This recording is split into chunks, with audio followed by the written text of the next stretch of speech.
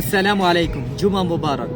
কিছুদিন আগে আমার হাদি ভাই যেমন ছিলেন, জলপাইয়ের চাল নিয়ে আসছে, খাওয়ার জন্য চামিচ নিয়ে আসছে, টুপিটা এখনই পরিয়ে দিলি। কিভাবে পারলি রে ভাই এই মানুষটাকে তোরা একবারে জীবনের লেগে শেষ করে দিতে? আমি দলের কেউ না, আমি রাজনীতিও করি না, এবং আমি ভাইরালও লোক না। ওর উপরে আঘাত হওয়ার পরে আমি কয়েকটা পোস্ট করছি সাধারণ মানুষ হিসেবে।